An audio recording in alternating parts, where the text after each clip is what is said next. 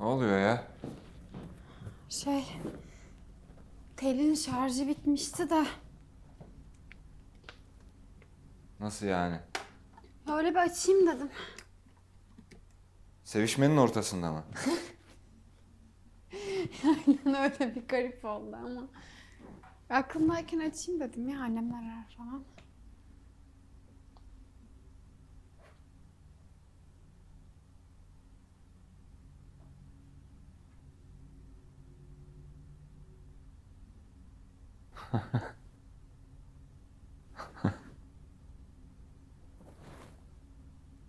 Boktan bir zamanda doğdun, sorun bu.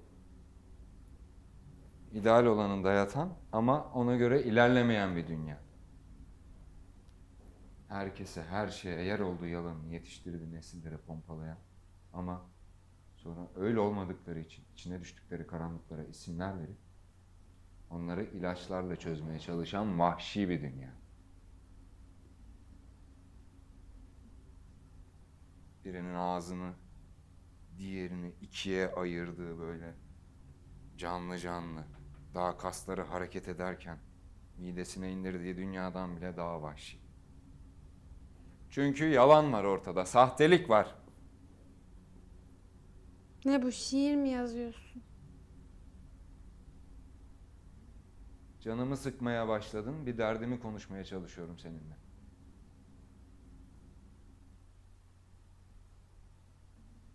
Ne yapıyorsun? Sude selam. Ben şimdi hastaneye geldim de. Haydarpaşa Rumeli'deyim. Kalp krizi geçirdim. Acaba bir şey yoksa Bir dakika, bir ses kaydı gelmiş, pardon.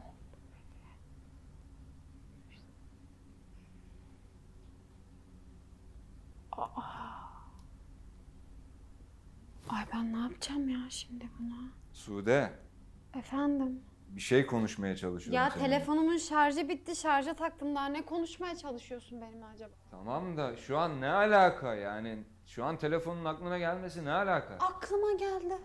İyi de sevişiyoruz. Ben seçebiliyor muyum ne zaman neyin aklıma geleceğini? Yemek masasında da aklıma gelebilirdi, kalkıp takardım şarja. Geldi işte. Sıkacağım. Ya sevişmek böyle bir şey değil ya. Ay! Ben senden öğrenmeyeceğim şu an sevişmenin nasıl bir şey olduğunu.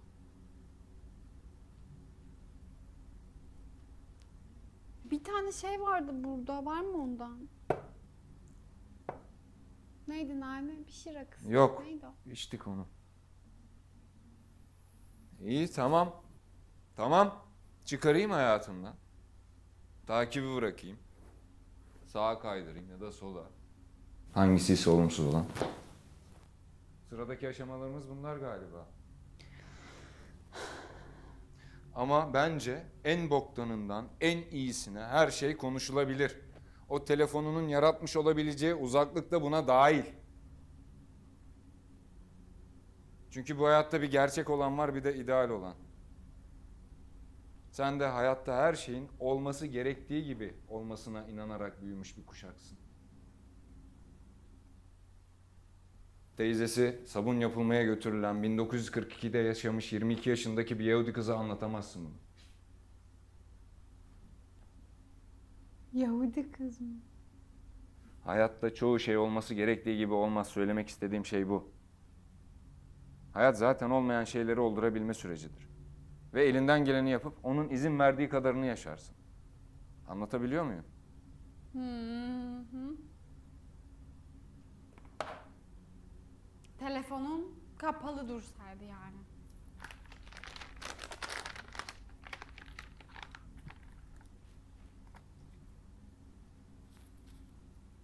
Abi ben istediğimde durdurabilirim ya bir sevişmeyi insan olarak.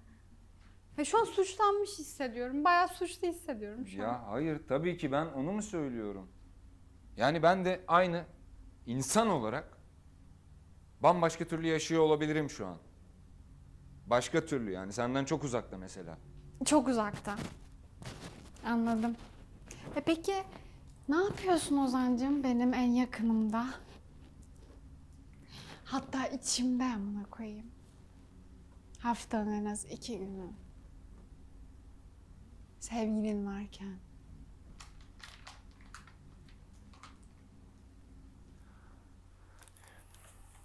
Ya onunla bambaşka denklemler, seninle bambaşka denklemler. Ayrıca bundan sana ne? Sen kendi sebebinle ilgilen, o benim meselem. Ne sebebi ya? Aynı sıklıkla burada olmanın sebebi. Benim sevgilim mi var? Ne alaka? Senin nasıl sevgilin olsun ki? Sen neye sevgili diyeceksin ki? Ha, belki de Schopenhauer haklıydı. Narsistini felsefeye mi bağlayacaksın? Gerçekten. Dedi sevgili psikoloğumuz. Kulağına yabancı geldi herhalde Schopenhauer adını duyunca, ha? Ya da hoş. Ondan mı komik geldi buna bağlama? Ya da böyle kitapçılarda, raflarda görüyorsun isimlerini. Ya bu mu ya? Bu mu? Ya o kadar ilkel ve sınırlısınız ki sizler. İsim veriyorsun bir de. Narsist diyorsun. Sen telefonun aklına beynin zevkten uçmuşken gelmesini de ADHD'den mi bağlayacaksın yoksa? Ya. Bizler insanız. Ona bağlayacağım. Anladım. Ama sana bir şey söyleyeyim mi? Hı. Schopenhauer da bir anneden doğdu ve o da sıçıyordu, seni temin ederim. Pek bir farkımız yok ikimiz arasında. Yani kendisinden hala bahsediyor olmamızın sebebi yapabileceği en iyi şeyi yapıp kendini yaşayabilmesi ve bunu savunmuş olabilmesi. Benim onunki gibi bir iddiam da yok. Ama kendi gerçekliğimi yaşamak zorundayım ben de. Ve öyle yapıyorum. Çünkü bu hayatta bir tek kendi bildiğini bilebilir insan. Ve kendi normalinin ustası olabilir. Götün yiyorsa tabii. Öyle düşünceler, insan yapımı doğrular, zartlar, zurtlar, bilmem neler. İnanıyor musunla başlayan cümlelerle değil. Hiçbir gerekçe ya da sebebi olmadan kendi bildiğini yaşayıp yaşatabiliyorsun. Ve bunun yanlış olmadığını senden önce için biliyorsa. Yani bir sorunun yoksa, tamamsan yani kendinle.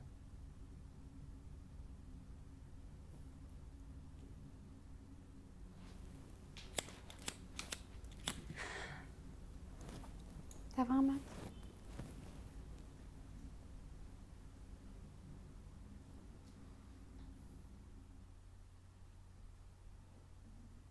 Sevişme biçimin bile sana ait değil ki.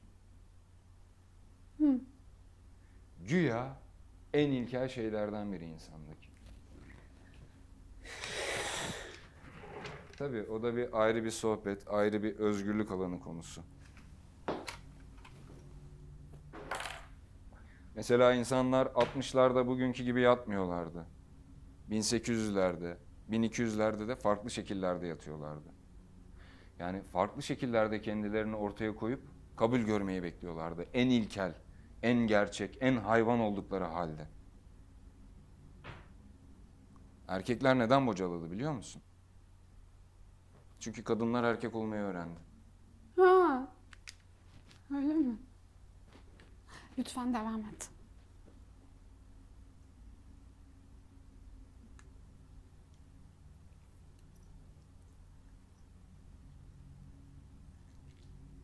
Ya buzdolabı satacağız diye uydurulan bir reklam kampanyasının çocuğusun sen. Biz de burada hala oturmuş konuşuyoruz her şey normalmiş gibi. Sanki fikrin bile seninmiş gibi. Buzdolabı mı? Evet. Savaş sonrası sanayi işte. Yani anlatmak ve bağlamak isterim müsaadenle. Lütfen. Lütfen Ozan Bey. İkinci Dünya Savaşı'ndan sonra fabrikalar kurulunca üretim kapasitesi arttı. Eskiden 1 ise şimdi 10 üretiyordu herkes. Yani yeni müşteri lazımdı.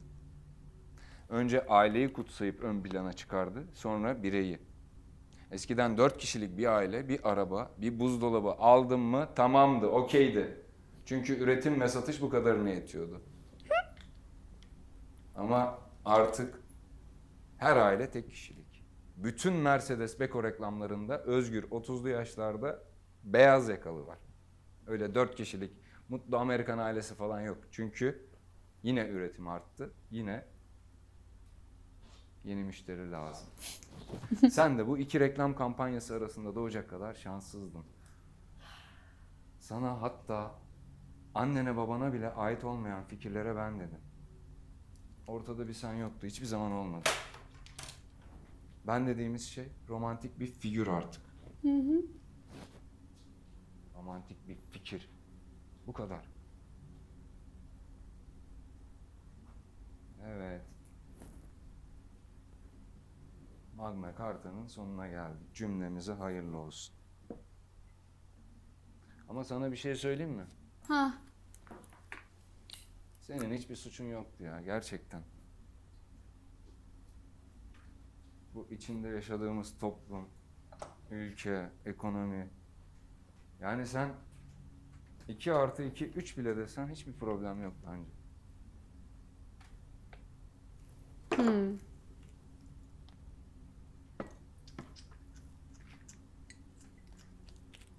Sen kendine zehirlenmişsin resmen. Manyak. Cümlelere bak. Aa. Polise vermek lazım ha senin de. Yani günümüz doğruları ne öneriyorsa dürüstlük anlamında herkes hak ettiğini yaşamalı bence de. Ha, bir de sonra en yakın arkadaşının sevgilisiyle yatmış biri olarak 8 Mart'ta aynı pankartın altında özgürlük diye bağır.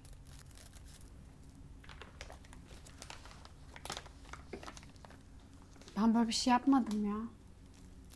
Ben sana demedim ki zaten onu.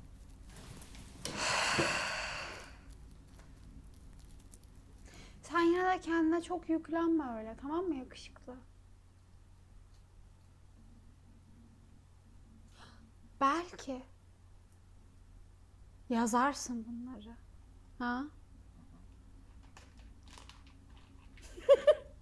Böyle ne bileyim, bu böyle çok önemli duygularını, düşüncelerini, zorlanmalarını filme çekersin.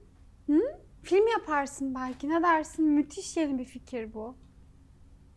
İyi gelir bence sana. Çünkü sonuçta sen hayatın anlatılmak, analiz etmek, ne bileyim tasarlanmak olduğunu düşünenler.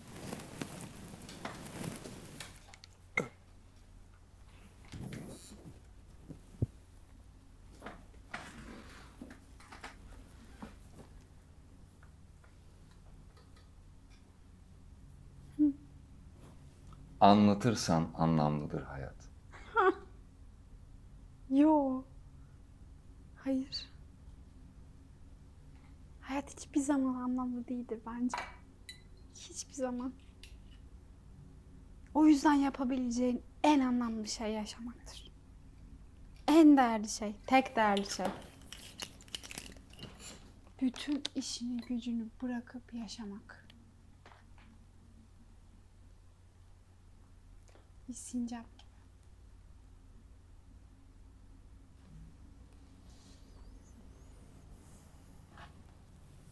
Bazen kimsin, kimlerdensin, hangi zamandansın hiç anlamıyorum gerçekten. Valla ben de anlamıyorum pek onu.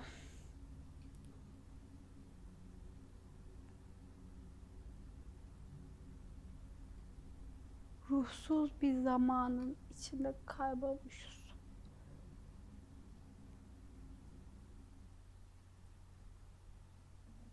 Sizinkilerin de en büyük dayanağı bu işte. Ruhsuz kalmak. Ki Ruhsuz kalmak bir insan evriminin, değişiminin en büyük parçası. Ki ruhsuz kalıyorsak da bunu değiştirecek tek şey biziz. Yine biziz. İnsanlar. Ama tabii ki buna böyle oturup ağlamak da bir seçenek. Bir tercih. Ama bilmiyorum yani sırf grup seks yapabildiğim bir dünyaya geldin diye bu kadar tantana. Gerek var mı? Ama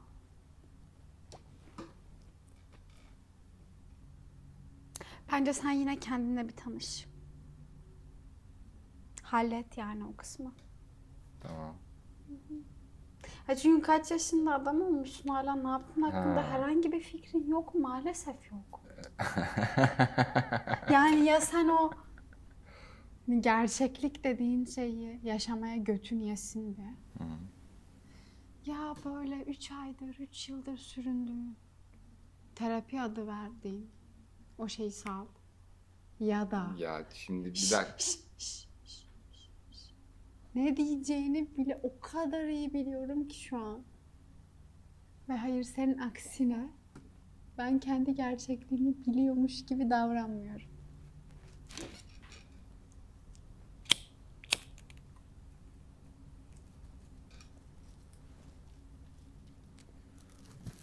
Ya başını bir erkeğin omzuna yaslayarak huzur bulmakta bile sorunun var senin. O kadar uzaksın ki Doğan'a. Ama bak böyle karşıma geçip ya buraya böyle güzel güzel gülebiliyorsun. Bu hiç adil değil. Fazla güçlüsün.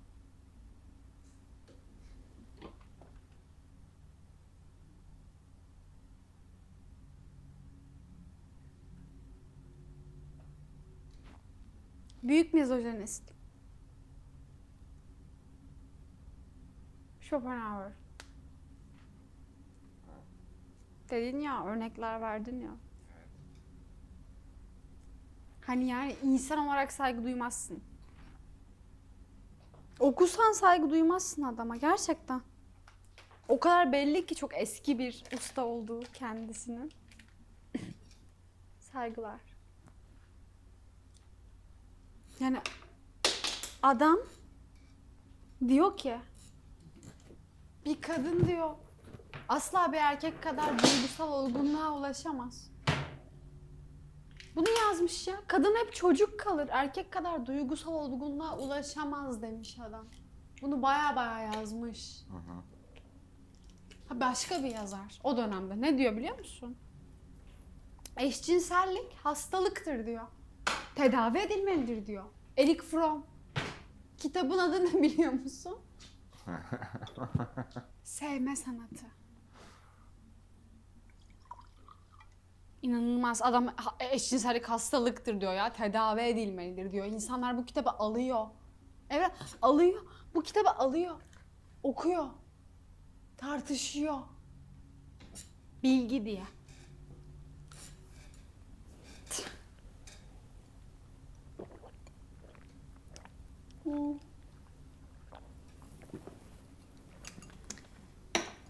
Biz o zamanlarda değiliz artık ya.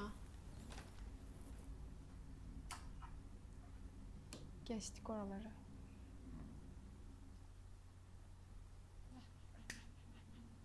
Yani çok teşekkür ederiz her şey için. Size kocaman öpücükler. Bize sağladığınız, var ettiğiniz. Ama artık bırakalım ya bunları. Lütfen. Vedalaşalım diyorsun. Lütfen vedalaşalım. Hepsine bay bay diyelim. Bay bay Schopenhauer. Bay bay. Bir savaş olsaydı siz kazanırdınız gerçekten. Zaten. Gerçekten. O bıldırcın örneği geldi aklıma. Bıldırcın mı? Evet.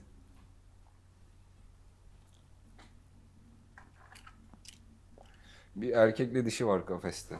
Ha. Dişiyi çıkarıyorlar. Erkeğin önüne bir tabak dolusu kurt koyuyorlar. Erkek dokunmuyor. Bekliyor ki dişisi gelsin yesin. Sonra aynı şeyi dişiye yapıyorlar. Dişi tabakta ne var ne yoksa silip süpürüyor. Sizin buna hakkınız var. Bu böyle olmak zorunda çünkü. Yaşam demek doğum demek. Doğum demek dişi demek. Yüzyıllardır baskılanmanızın sebebi de bu bütün kültürlerde. Yaşam kıymetlidir ama onu sağlayabilen daha kıymetlidir. İşte bekaret kemeri diye bir şeyin var olmasının sebebi de bu. Gizemli ve güçlü bir şeydir kadın cinselliği. Çünkü bir tek kadın bile bilir öbür türlü çocuğun babasının kim olduğunu. Biz bunu yüzyıllardır biliyoruz güdüsel olarak. İşte bu gizemli şeyi önce bizim yapıp sonra onu koruyup kollamak da bize iyi geliyor.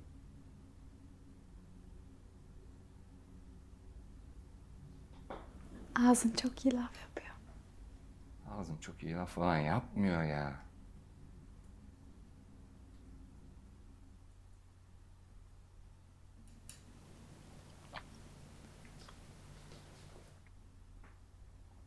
Daha doğrusu gerçekleri konuşuyorum ve bu gerçeklik seni de kapsıyor.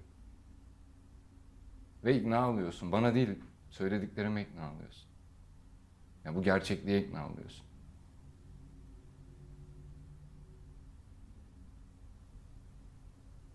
Bizim sizi koruyup kollamamız güzel bir şey ya.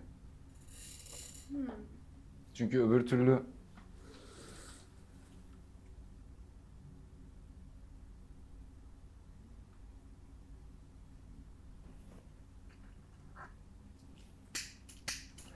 aynı şekilde görmüyoruz hayatı.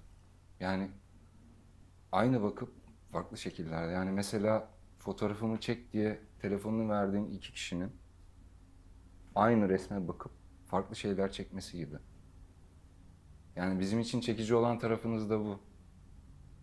Bizim görüp kabul edemediğimiz, hep biraz çocuk kalmanızda hiçbir sakınca olmaması. Hatta bunun sizi daha da çekici hale getirmesi. Kız neşesi denen şey. Yani etrafına öyle enerji saça saça var olacaksın ki hayat aksın her anlamda. Çünkü bende öyle bir enerji yok. İşte sen de yarın öbür gün kendi yapamadığın şeyleri ben yapabildiğimde böyle anlamlı hissedeceksin. Yani mesela senin üzüntüden bir şeye kahrolduğunda, ben taş gibi kesildiğimde ve bu sebeple benden destek alabildiğinde olan gibi.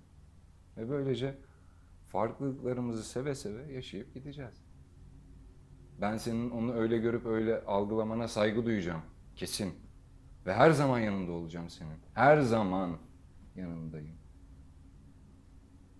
Ve yine bütün kurtları sen yiyip silip süpür diye olacak her şey bunlar.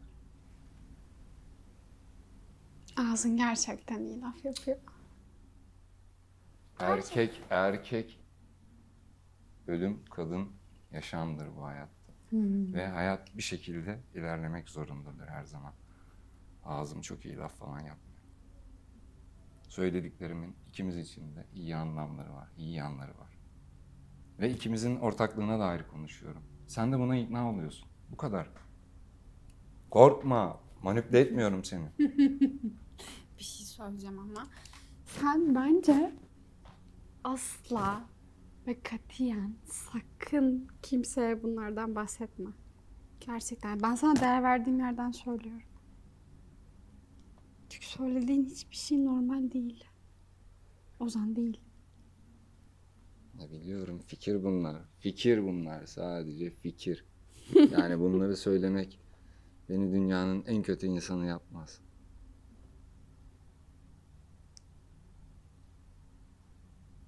Ne yaptık? Bak oturduk karşılıklı konuşarak, iletişerek, ses çıkarak çözdük değil mi mevzuyu? Sanki çekip birini mi vurduk bu böyledir diye. Tamam hadi başka sesler çıkaralım artık.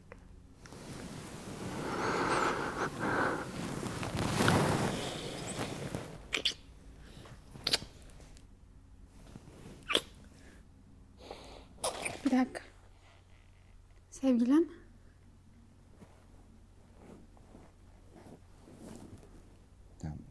Ne? Sevgilinle ya. Ne? Neyse bana ne ya.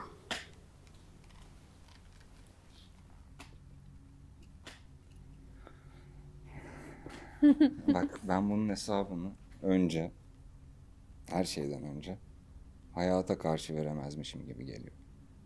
Tamam mı? Eyvallah. Birinin üzülmesi. Okey, tamam. Ama sen burada bu haldeyken, ben böyleyken, ben bunu ne bir kişi, ne bir kavram ya da söylediğim gibi her şeyden önce hayata karşı veremezmişim gibi geliyor.